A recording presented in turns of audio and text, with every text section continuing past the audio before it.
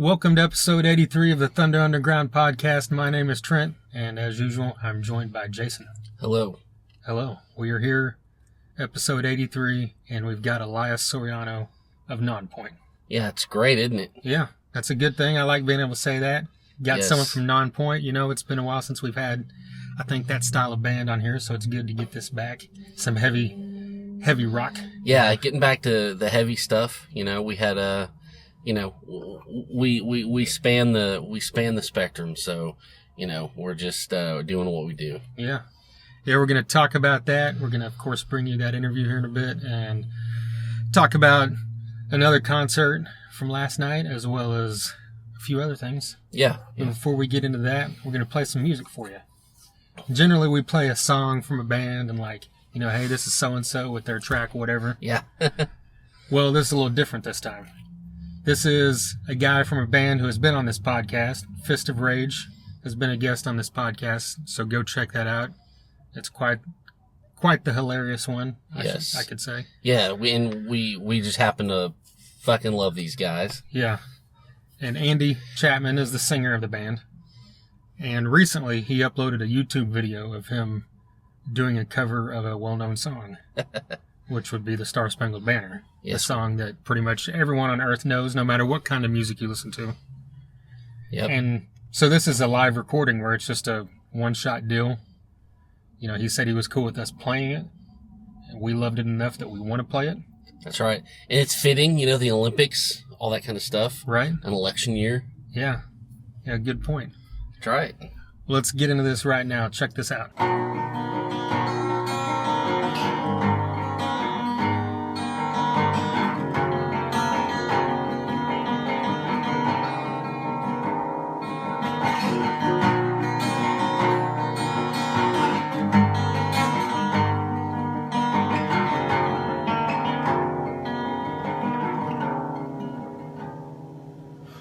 Say, can you see by the dawn's early light what so proudly we hailed at the twilight's last gleaming, moon's broad stripes and bright stars through the perilous fight, to the ramparts we watched were so gallantly streaming, and the rockets' red glare, the bombs bursting in air, gave proof through the night that our flag was still there.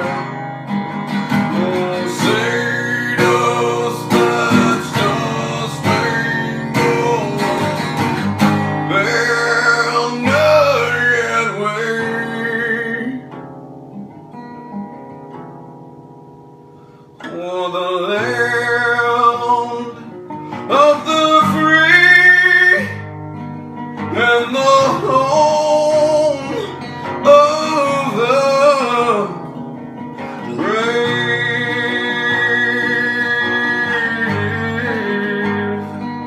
lives on the rail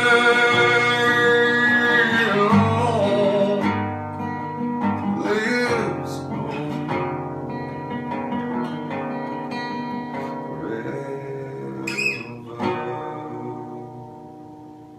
All right, Andy Chapman from Fist of Rage doing his take on the Star Spangled Banner. What'd you think? Well, first off, what I love is that this was a complete take, his own take on this. Yes. Musically, emotionally, everything about it. One thing I told him when he sent me a link and said, hey, check this out, Yeah. was first thing that jumped out at me is you usually don't hear people with his style of voice, a deep voice like that, singing that song, you know? Mm-hmm. Yeah. I mean, there has been on occasion, but it's not that common. Yeah. So that's the first thing that's striking about it.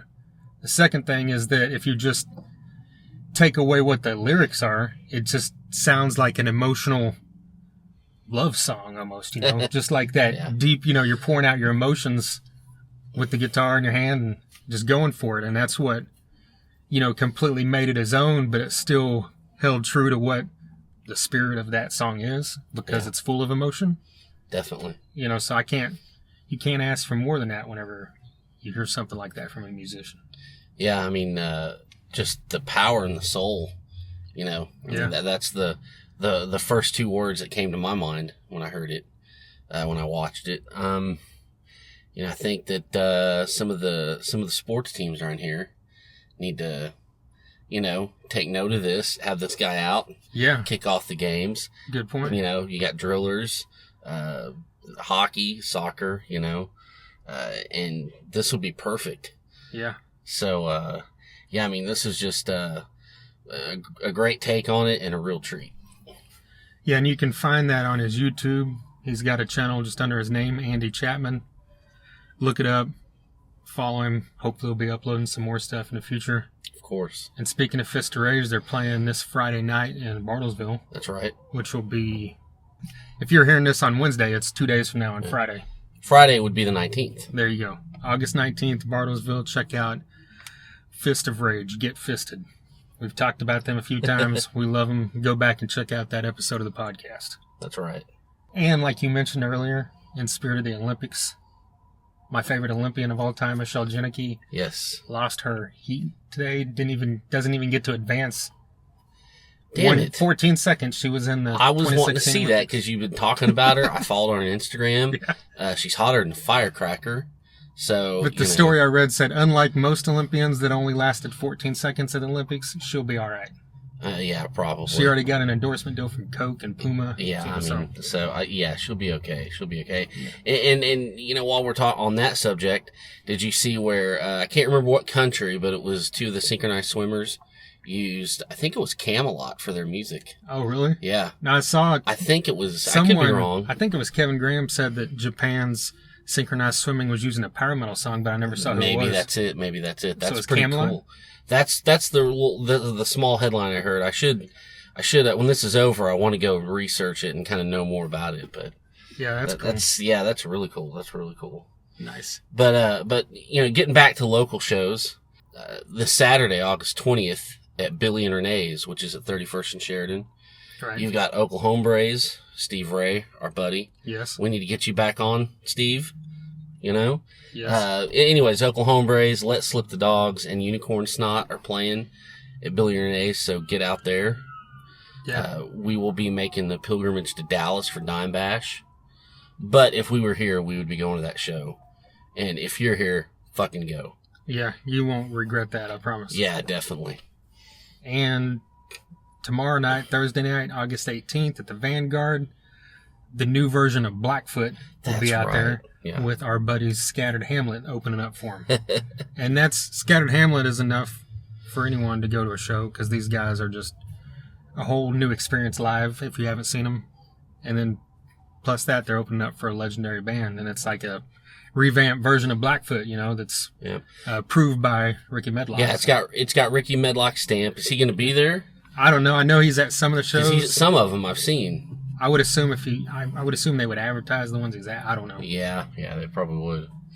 And then Friday night, August 19th, we already said Fist of Rage is playing in Bartlesville, but we've also, if you're in Oklahoma City area, Screaming Red Mutiny and Arkhon. Yeah. And if you've listened to us, you know what we think about both those bands. Yeah, we're like huge. We love those guys. And speaking of Screaming Red Mutiny, they just announced that Mike Starkey has left the group. Yeah. It's on good terms. You know, he posted about it. All the band members wished him well. We're sad to see that happen because we love Mike Starkey. He's a great dude. Yeah. But I assume whoever they're getting to replace him is, you know, fitting, because I wouldn't think that Sprout or John or Tony would be in a band with someone who wasn't. Yeah. So. Yeah, definitely. And, you know, these things happen, and it's just good that they're on good terms. Oh, yeah, definitely. I'm sure we'll see Mike up on stage around here in Tulsa soon enough. Oh, yeah, yeah. definitely. All right, well, Monday night at the Brady Theater, Volbeat and Killswitch Engage. How was it? You know the answer to that. Amazing. Yeah. Yeah. You unfortunately weren't able to make it, but I made it out there, and you know that both these bands are built for the live stage. Yeah. And I will say that Killswitch Engage has always been one of those bands that I've loved, but I come and go with them. Like, I listen to them like pretty heavy, and then I won't listen to them for several months. You know, it's just kind of like here and there. They've never been my go-to, but I've always loved them. But every time I see them live, it just reaffirms like how great they are, and like, why am I not listening to these guys every other day? Yeah, exactly. You know, Jesse Leach is just, we've talked about this, you know, when we saw him at Oklahoma a couple years ago, and like he just commands the stage, and he's got a power in his vocals that rivals anyone in metal. Yeah. You know, I mean, even all the greats, anyone you can think of, you know, and we've talked about it, and I was a bigger fan of Howard Jones, you know, and I might still be technically, but when you see Jesse Leach live, you don't even think about Howard Jones. Yeah. You know, for that hour. And he, you know, that's the way to do it right there. No disrespect, but I mean, you know, A game, you know? Right. And that's the other thing to point out is this, you know, Jesse Leach, the original singer of Killswitch, then he's gone for a long period of time and he comes back. And there's been a lot of situations like that in bands, and they play nothing but the new stuff and the original stuff.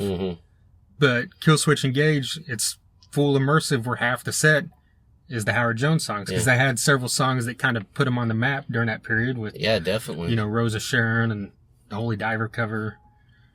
I'm sure I'm drawing a blank on stuff that was well known in the metal world. Yeah, and Heartache, that kind of stuff. And they played all that stuff, and he sounds phenomenal doing it. Yeah. Well, I mean, that just shows his flexibility, his versatility, and his willing to work. You know, I love that guy. I mean, I saw them finally with Jesse at Rocklahoma. I've seen it with Howard a bunch. Yeah. And that was amazing, but it was phenomenal at Rocklahoma, even if it was, you know, a 35-minute set or whatever. Right. Because like you said, he's just got that command. And it just, I don't know, the stars lined up. That year, they were my favorite band at that whole festival. Yeah. I mean, it was something special to watch. There was such a vibe and such a presence. And, you know, I just really like Jesse Leach. I mean, if you go back and listen to, you know, his interviews, and he's been on podcasts and his Instagram and, you know, all of his writings and stuff. I mean, he's a great dude who's just all about peace and all about doing the right thing, and, you know, all about, you know, being true. And that kind of, you know, I look up to that. You know, I think there's one time one of his quotes was, you know, be true, be honest, make all your yeses a yes and your no's a no. And that kind of, you know, I love that. I always think about that. So, yeah, you know, I still sometimes can't do that, but I'm trying harder every day. Right. And it's because of, you know, that kind of, you know, inspiration that he puts out. So, I mean, I can just, you know, it sucks I wasn't there, but I can just imagine it was phenomenal. Yeah. Because that's, you know, you've been to the Brady Theater countless times in your life. It's such a great space to hear music. Oh, definitely. And both those bands already sound powerful enough on their own. Yeah. And then you put them in that space, and it's just, Killswitch is, you know, they're a heavy band. They're a heavy metal band. They're new wave of American heavy metal. But to me, they've always come off even heavier live. Yeah. But not to a point where it didn't sound different. It's just like, for instance, not the newest album, but the one before, the first one with Jesse back. I forgot the name. Disarm the Descent, right? Yeah, In Due Time was kind of the radio hit from that. And that was one of my least favorite songs in the album, because it was just real radio friendly sounding, and I don't have a problem with that with a lot of bands, but when it's a band like Killswitch, I feel like they probably just did it. Yeah. They might not have, but I'm just saying it just sounded like it was meant to be on the radio. Yeah. But when they play it live, that chorus and everything just sounds heavier, and it doesn't have that feel when you see it live. So, but they got, the cool thing is, sure, they're opening technically for Volbeat, but they played an hour. Yeah, I mean, I've been looking up all those set lists, you know, for that, and they played quite a while. I knew, so I mean, you got more bang for your buck. Yeah, definitely. And I don't know if they're playing an hour every night, but the band Black Wizard was the third band on the tour, and they were not there. Okay. Like it was announced during the day that it just said for unforeseen circumstances they couldn't be there. So instead of starting at 7 with them, it was starting at 7:30 with Killswitch. So it started even earlier for them. Oh, wow. And they played from 7:30 to 8:30 basically. Yeah. And then Volbeat went on at 9:15, 10:45. So you got an hour and a half out of them. Yeah. And they're another band you've seen live. You know how great they are. Yeah.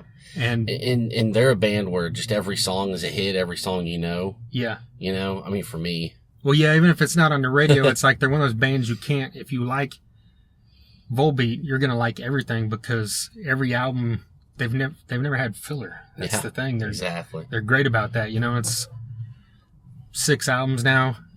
And I said the last one, The Outlaw Ladies and Shady Gentlemen, or whatever. I said that backwards, right? Regardless. That's the only one that, like, I don't listen to on a regular basis. The other 5, to me, are phenomenal. Yeah. And that one's great, too. And they played Lola Montez and Doc Holliday from that. They sounded great. And, you know, it was just cool to see because, you know, this is one of those bands that you and I both have seen grow from nothing in America. You know? Exactly. You know, they were they were big over in Denmark and in Europe, you know, for a long time before they were here. And, you know, we caught on, lucky enough to catch on pretty early. You know, I mean, I know you said, hey, this band's up from Metallica, check them out. And then I heard them on Sirius, like probably 6 or 7 years ago, and they played Human Instrument. Yeah. And I still remember, I know I've told you that story before, like I'm just driving down the road, and they're like, this is a band out of Denmark called Volbeat, and this is the Human Instrument. Yeah. And I was just like floored. I pulled over so much to the point that I pulled over so I could pay attention to what I was listening to in a parking lot. And then when it finished, I replayed it 3 times. Yeah. Because it was back when I had the Sirius handheld thing that you could rewind. Yeah. Yeah. Well, I mean, it's crazy seeing a band that you didn't really, I mean, because it's not like I didn't have faith in this band. Oh, yeah. But I just didn't have think faith that in America. I didn't have faith. Exactly. I mean, American audience. That sounds terrible, but it's the fucking truth. And I'm like, you know, wow, these guys fucking rule. Too bad not enough people are ever going to fucking know. And I was really surprised because they don't sound like fucking anybody. Okay, 1. 2, they don't sound like anybody in America. And for them to be so embraced by radio and just by everybody it's just amazing. And they never, it was never like a thing where, you know, we used to be heavy and we changed our sound to get on radio in America or nothing. They've always had that heavy metal crossed with, like, you know, Johnny Cash and Social Distortion vibe. And, you know, I don't really think anybody does that. And when you say it out loud, it sounds fucking stupid. Right. But when you hear them, it makes perfect sense and they do it fucking brilliantly. And, you know, they're kind of one of those bands that, you know, they don't really sound like anybody else. And God, if you give them anything at the end of the day, give them that. Yeah. You know? So for them to be so embraced by America is amazing. Yeah. And the other thing is these guys, they've always done this, but they come out the gate swinging. Yeah. Like, the first song was The Devil's Bleeding Crown from the new album. And then right after that was Heaven Nor Hell, A Warrior's Call, which is arguably the biggest hit. Yeah. And then I Only Want to Be With You, Sad Man's Tongue, and Lola Montez. That was in the first 6 songs. Yeah. And I mean, that's like, most other bands would be scared to do that. Yeah. But it didn't matter because, I mean, the Brady, you know, it wasn't completely full. The balcony was open and it was probably 2/3 full. Mm-hmm. So it was pretty full. Yeah. But that whole place, it was as loud as it is when it's full. Yeah. People were going nuts. People were singing along to every song. You know, it was cool to see because I thought, you know, it'd be one of those things where we see them singing along to the radio songs. But there were people all around who knew the word to every single song. That's great. You know, Hallelujah Goat and everything that, you know, that came out, you know, 10 years ago. Yeah. And, you know, so that was, you know, refreshing to see. Yeah. You know, and they played, you know, there's tons of songs, you know, being geeks that we are, that I wish they had played. But they played Black Rose from the new album, the Danko Jones song. Yeah.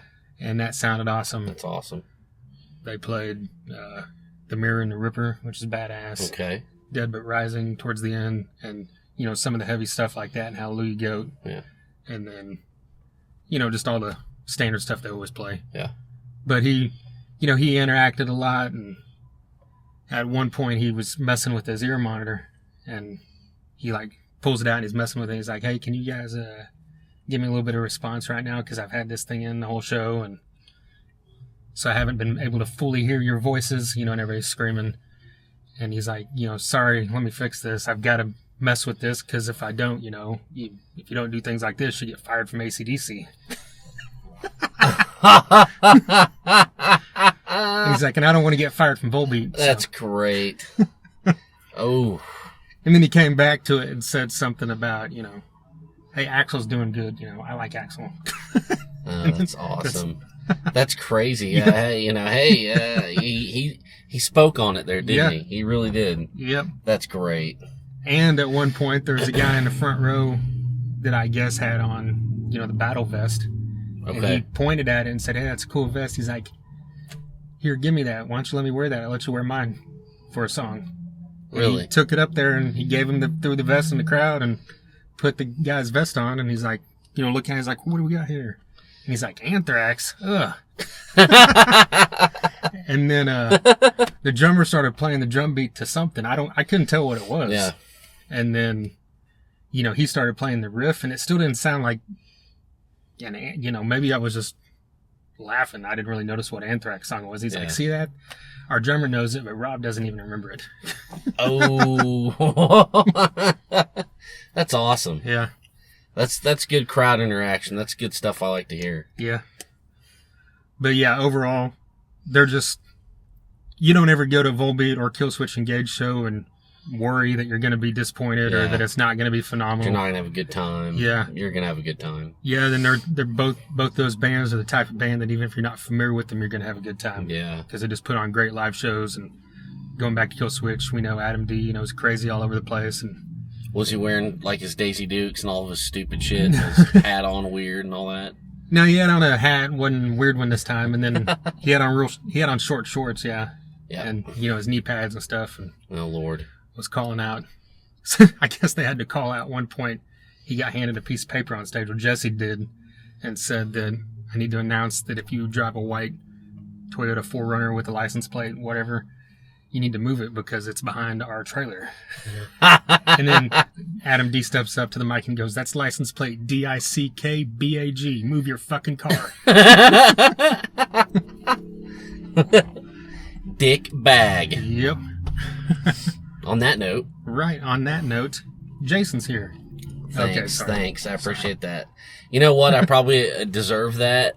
Nah. After, giving you shit on the podcast, so it's okay. It's Right. all right. Well, the night before this show at the Brady as well was Nonpoint opening for In This Moment. Yeah. Nonpoint's one of these bands. They've been around for a long time. They've had success.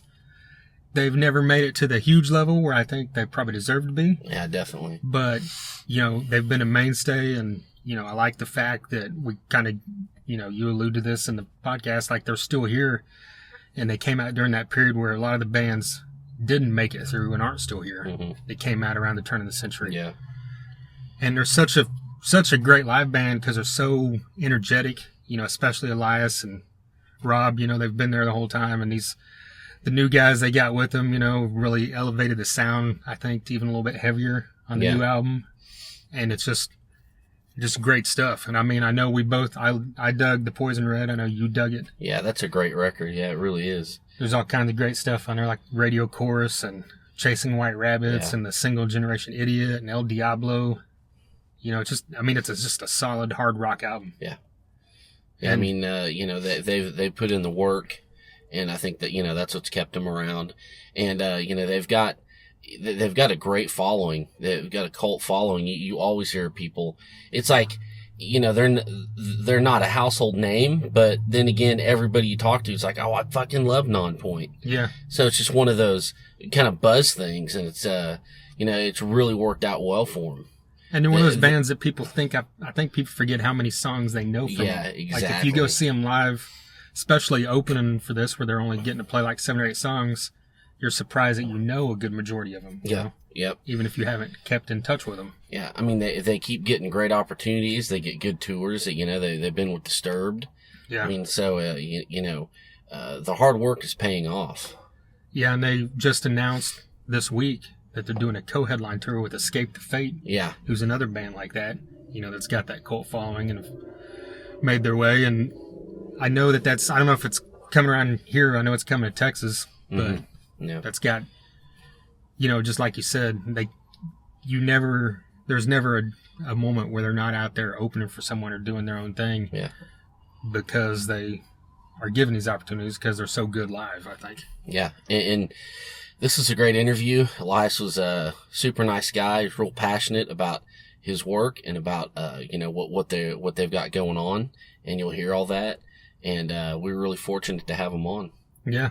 Yeah, and you hear, when he starts talking about other music, you hear how passionate he is about just other music, which is always great to hear. I mean, that most people in this business are, but it's always cool when you hear it come through because that's the kind of stuff that you don't always get to hear. Exactly. You always just hear about, what do you think about your new album and where'd your name come from or whatever, So it's kind of cool that he started talking about, the stuff that he grew up on in the 80s and that kind of thing. Yeah. Well, do we want to say anything else before we get into this? Well, let's just get into it. All right, here you go. Elias Soriano, lead vocalist, Nonpoint.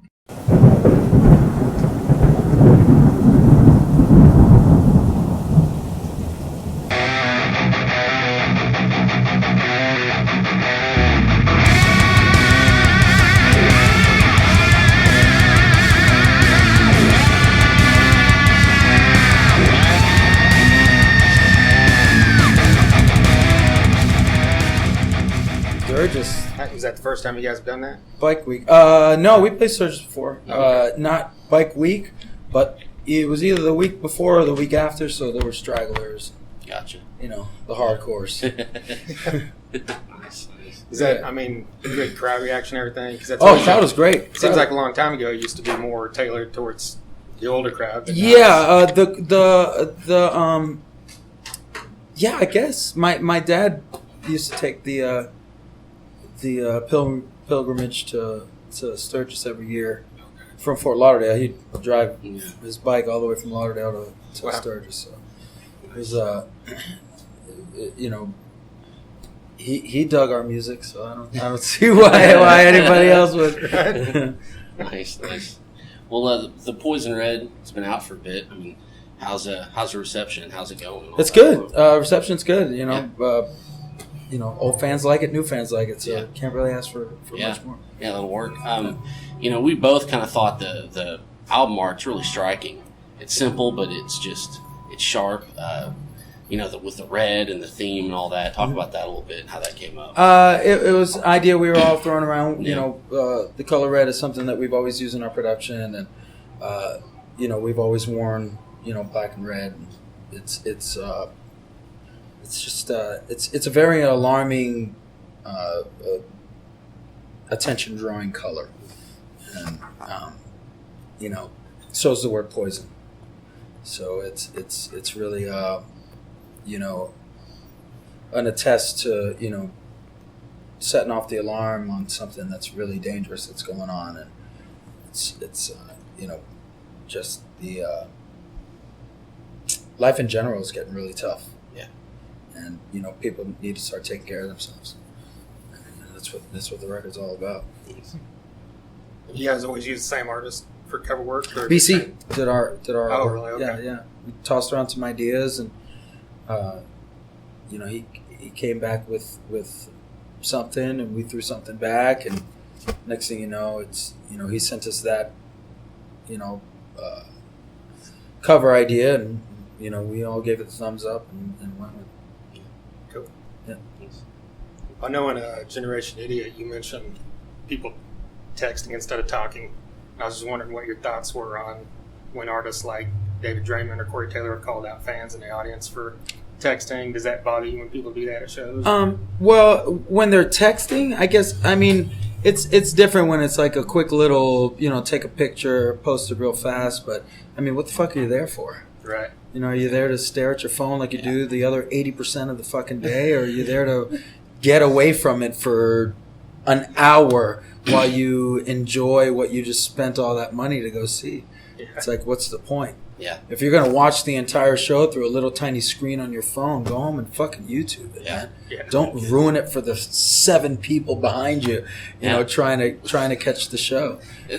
Because the guy, I've been that guy behind the guy, and all you see is their screen. The entire fucking pisses show. me off. Yes. The entire show. And hate us for saying it. At this point, I really don't give a shit. Yeah. Because it's fucking rude. First of all, it's rude. It's like you sitting there talking to somebody and they're sitting on their phone the entire time you're talking to them. Like, hey, bro, up here. Yeah. It's like that kind of situation where people don't realize how much of an anchor cell phones and social media have become in their lives, and you fucking cut it all loose and start living their lives alone. Yeah, I like the idea they've started to do with giving you the rubber pouches that you have to lock your phone in before you go in. Yeah, I think that's a perfect idea. that's a good idea. I've seen a couple of venues starting to jam lenses with infrared. Really? Where they shoot infrared or something that completely disables all the lenses in the room. Wow. That's awesome. I From haven't heard of front that of stage, yeah, man. It's starting to get crazy. Well, it's because it's out of fucking control. Mhm. It really is, man. It really is. And you know what? It's not like that over in the UK and in Europe and stuff. People take out their phones and, people post to social media just like anyone else. But when it comes to looking across a sea of people, I challenge you to walk down the street and stand at the corner and look to the other corner. And if there's 10 people on that block, I guarantee you 7 of them will be staring into their phones. At least 7 of them. There'll be less people not looking at their phone. Yeah. So it's like that's your perception of the world now, is that little fucking screen. You have nothing to do with anything else out here. It's like it's Well, you see sad. it at restaurants, people sitting across from each other, just looking. Just sitting at their phones the whole time. Yeah. I mean, like I said, Not talking to each other. guilty. Yeah. I'm not saying it's not something that I don't catch myself doing, but it's something that I now catch myself and try not to do it because I've realized what it's fucking doing to my brain. It's turning me into mush. No, it really is, man. It's fucking turning us all into into a species that has the best and highest level of communication, but doesn't use it. Their fucking mouth and language. Like we can literally sit and call. Like you could call me. Hey man. Like my guitar player could call me. Hey man, check it out. I'm thinking about this riff. What riff are you thinking about? Oh, it goes John. Oh man, that's pretty cool. Drop it do it for 16 bars, record it and send it to me. All right, man, cool. Click.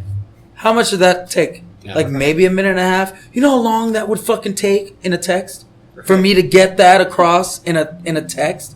It'd probably take about 30 to 45 minutes. That's my life that I just gave away to this fucking machine because I don't want to talk to people anymore. Is that what it's got to? We don't want to. Like you call somebody, you expect to leave a fucking message, and they answer, and you're like, I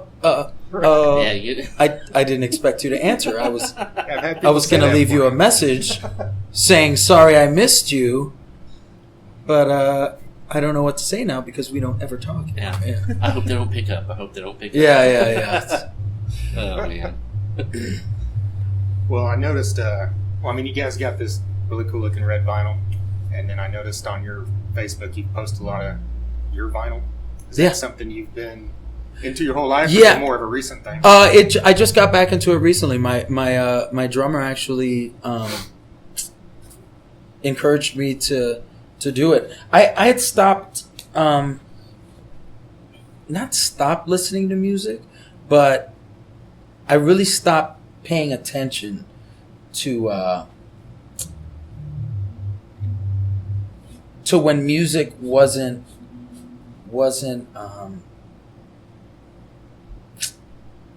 dare I say so, digital? Created, gridded, sound replacements, auto-tunes, setups, do a dozen takes and I'll put a take together that sounds good kind of situation. You know, before all that happened, when you actually had to be a fucking good band to be a successful band, I started going back to those records. And, you know, hearing records like Thriller from beginning to end, and coming to like the realization that of the 10 songs that were on that record, there were 9 number 1 hits. 9 songs went to radio and went to number 1. So, regardless of whether or not you like Michael Jackson or his music, there's something to be learned there. Right. Same thing with you know, records like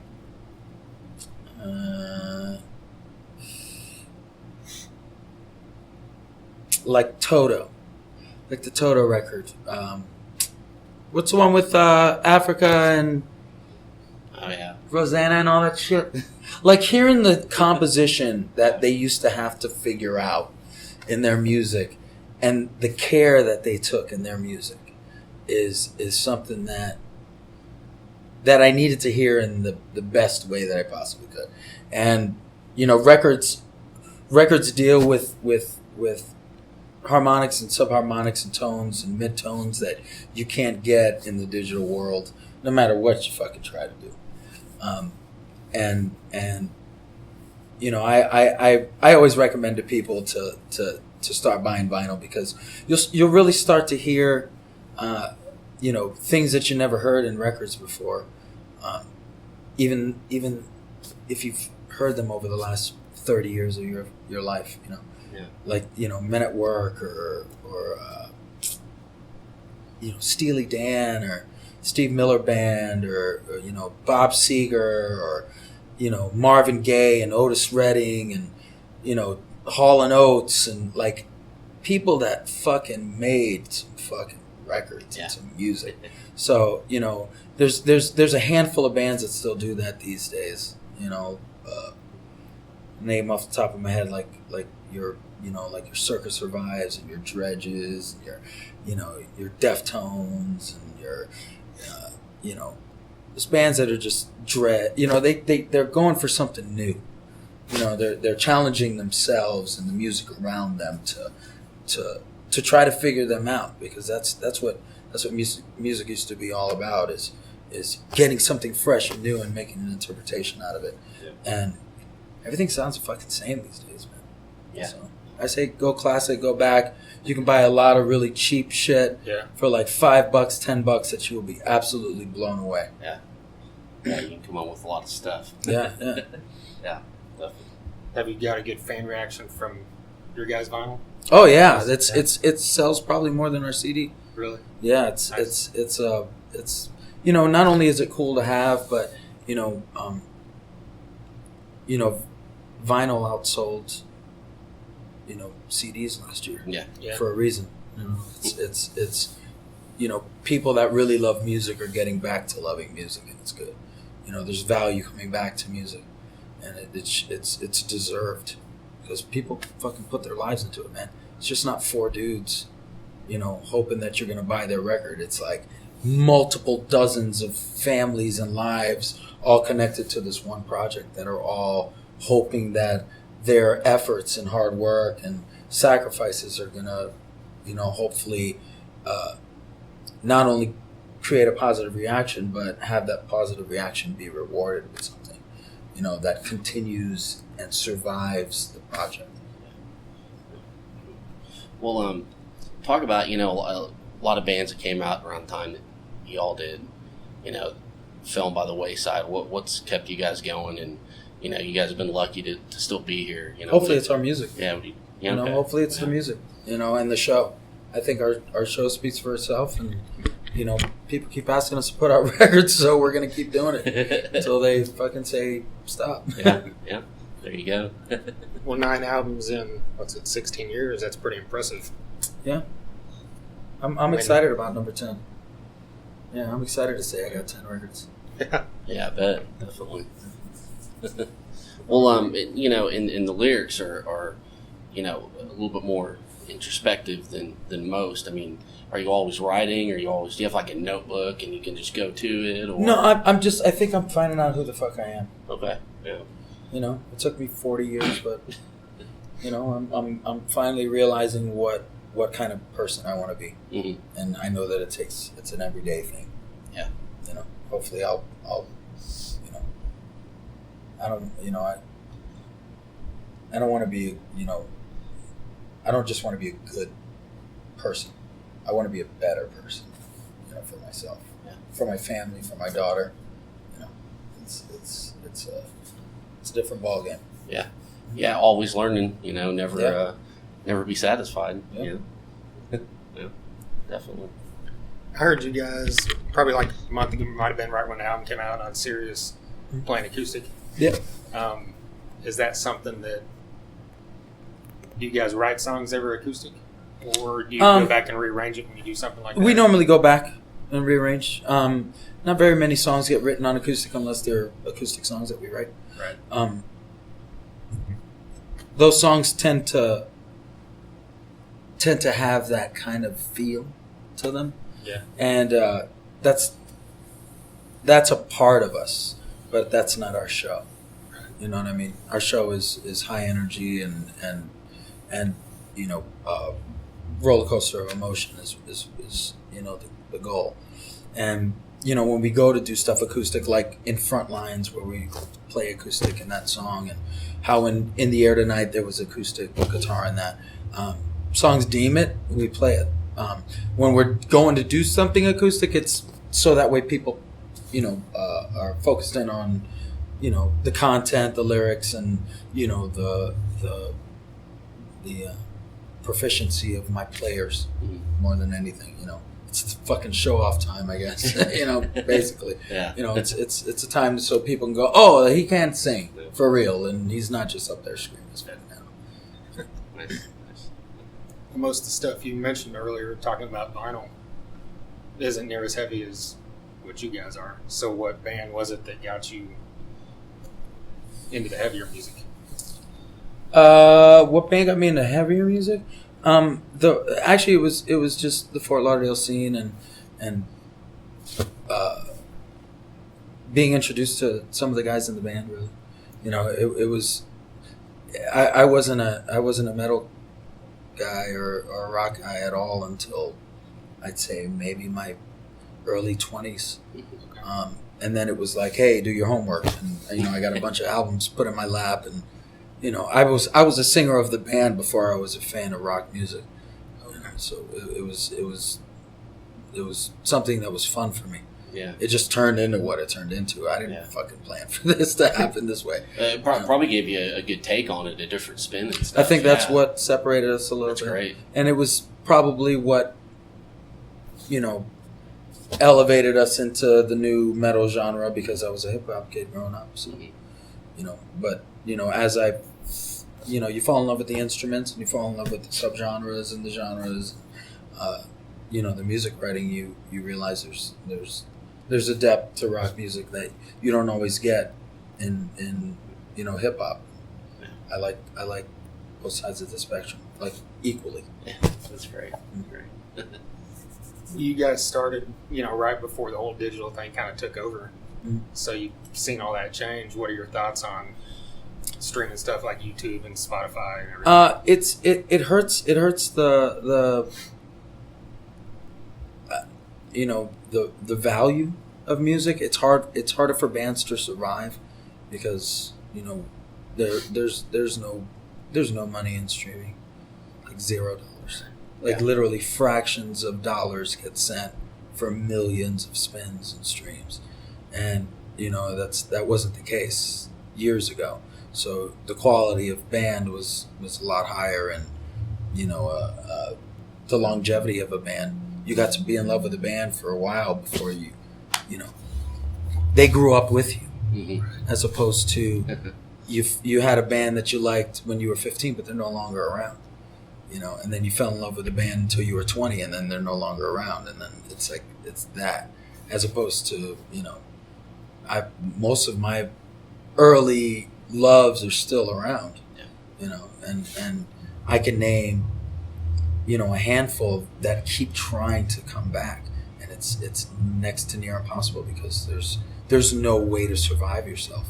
You can't be on the road breaking even and then go home and break even on record sales. You gotta fucking get a job at McDonald's. It's tough. Yeah. It's super tough. Yeah. Yeah, definitely. Well, switching gears a little bit, you know, I know you guys did a few Ozzfest. Do you have any crazy Ozzfest stories or any memorable? They were all really, you know, it was a little bit more of a summer camp brotherhood kind of feel in the earlier Ozzfest. I hope that I heard it's coming back. I hope it comes back. Yeah. It was fun. I hope they do multiple cities, because that's really where the experience lies is going from city to city, even for the fans, you know, knowing that it's coming to town, because it was just not everyone has to fly to fucking Dallas, Texas to go see it. But a lot of good times.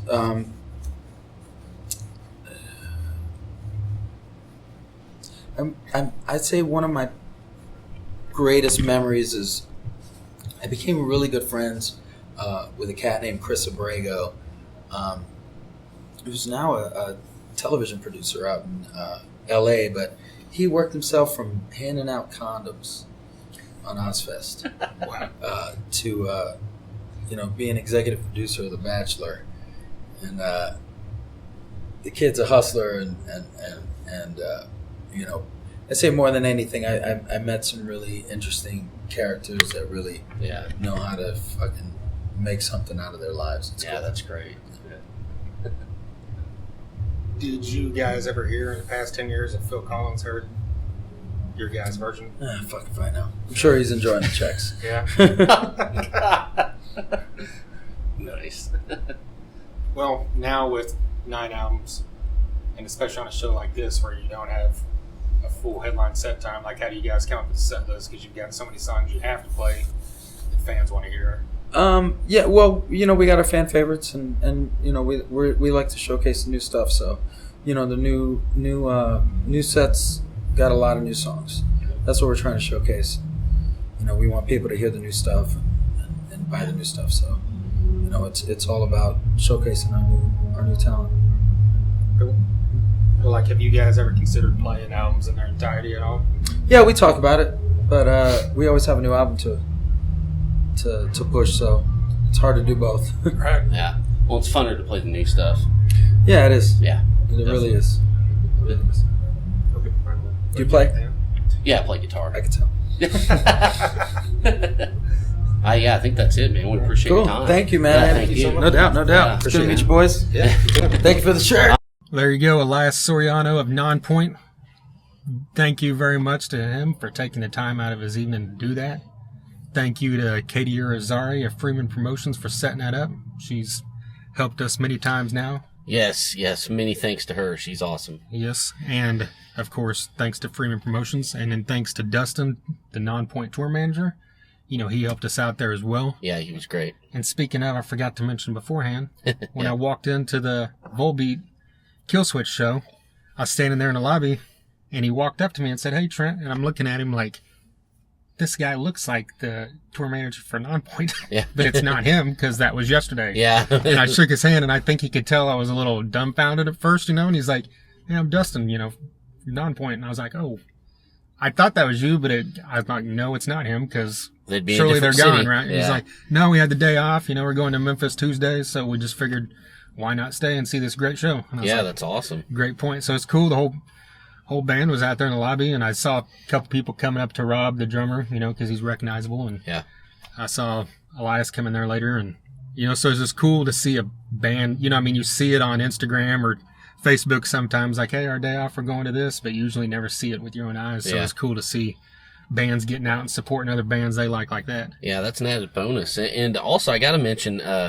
you know, we got to do the interview up in one of the green rooms upstairs at Brady Theater, and just kind of to see, you know, a venue that's so historic that we've been going to since we were kids, it's cool to see kind of the inner workings and, you know, the behind the scenes part of that place. And it's really interesting because it's such an old building. Yeah, and it's always been noted for being haunted. Yeah. And it was kind of cool. You get up there on that second level, and then there was a staircase going to another level. Yeah, that's that right. most people probably don't know exist, and it was dark up there, so who knows what's going on up there. Yeah, right? those. Well, and, you know, I got to tell you, you know, haunted or not, as a big guy, those stairs scared the fuck out of me. Right. I felt like I was at the goddamn Winchester Mansion. This shit was weird. Right. You know, old school spiral staircase. Yeah, and even as we were leaving, Elias even said, "Watch out for the stairs of death." Yeah. So, I mean, you know, those things must have a reputation. Yeah. Yeah, people getting up in that green room having some drinks and Yep, exactly. trying to get down those stairs. Hashtag fuck weird stairs. There you go. I wonder if that exists. It does now. Okay. Tell you that much. All right. I'll be sure to add it on the podcast. All right. Posting. But again, like I said, thanks to Dustin, and of course, thanks to Elias for the time spent. We appreciate it. And hopefully you hear more from Nonpoint on our podcast in the future. Yeah. And check out the Poison Red, like we said. It's available everywhere. They've got it on vinyl, like we talked about, CD, and of course, MP3s. Yeah. Yeah, it's a badass red vinyl. You got to check it out. Yeah. And another thing I wanted to mention, I didn't mention earlier, is like, you know, his voice is so unique that it's really recognizable. And I thought it was cool that I'd never heard that until he mentioned it here, that he wasn't ever into heavy music until he joined Nonpoint. Yeah. And it's just like, here you go. And you can hear that in his voice, that it's got more, he could go other ways with it, you know? Sure, yeah. He could go the way of the soul stuff or the, you know, the more straight ahead, you know, rock stuff. Yeah. Or anything like that. And it would Exactly. work perfect, you know? So, very cool. Yeah, for sure. Well, if this is your first time listening to us, we appreciate it. We're at thethunderunderground.com.